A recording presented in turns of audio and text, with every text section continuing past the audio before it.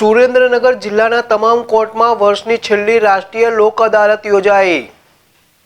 Supreme court સંચાલિત રાષ્ટ્રીય કાનૂની સેવા સત્તા મંડળ, રાજ્યની હાઈકોર્ટ સંચાલિત રાજ્ય કાનૂની સેવા સત્તા મંડળ, જિલ્લા કક્ષાએ જિલ્લા કાનૂની સેવા સત્તા મંડળ દ્વારા વિવિધ કોર્ટોમાં તેની અમલવારી કરવામાં આવી છે।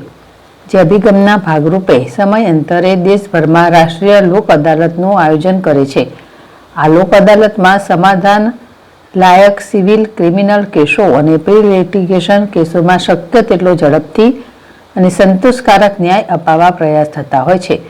સુરેન્દ્રનગર જિલ્લામાં નેશનલ લીગલ સર્વિસ ઓથોરિટી તેમજ ગુજરાત રાજ્ય કાનૂની સેવા સત્તા મંડળના આદેશ અનુસાર જિલ્લાની તમામ કોર્ટોમાં આજે રાષ્ટ્રીય લોક અદાલત યોજાઈ હતી। લોક અદાલતે વૈકલ્પિક તકરાર નિવારણ પદ્ધતિમાં પેન્ડિંગ કેસોને સમાધાનના માધ્યમથી નિર્ણય કરાવવા માટેની શ્રેષ્ઠ પદ્ધતિ તરીકે સ્વીકારવામાં આવેલ છે।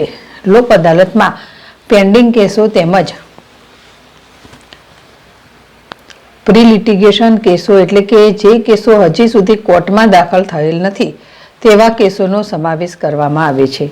લોક અદાલતમાં પેન્ડિંગ કેસો પૈકી મોટર અકસ્માત હેઠળ વળતર કેસો, લેબર અદાલતના સમાધાન પાત્ર કેસો, જમીનને લગતા, મિલકતોને લગતા, પાર્ટીશનને લગતા, બાકી લેણાની વસૂલાતના તેમજ અન્ય સિવિલ પ્રકારના કેસો, લગ્ન વિષયક તકરારના કેસો, બેંકના કેસો, ઇલેક્ટ્રિસિટીને લગતા કેસો, ચેક રિટર્નના કેસો તેમજ ફોજદારી સમાધાન લાયક અને અન્ય સમાધાન લાયક કેસોને સમાવેશ કરવામાં આવે છે। પ્રી લિટિગેશન કેસોમાં bank, electricity, telephone company pre litigation case મૂકવામાં આવે છે। આ ઉપરાંત નેત્રમ જિલ્લા પોલીસ અધિક્ષક કચેરી સુરેન્દ્રનગર દ્વારા આપવામાં આવેલ ઈ ચલણની નોટિસના કેસો પણ પ્રી લિટિગેશન લોક અદાલતમાં મૂકવામાં આવે છે।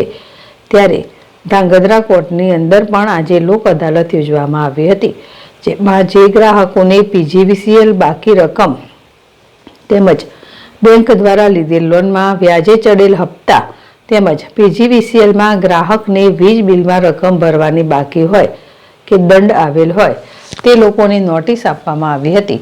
તેવા લોકો માટે સમાધાન કરવા માટે આ કેસ લોક અદાલતમાં આવ્યા હતા।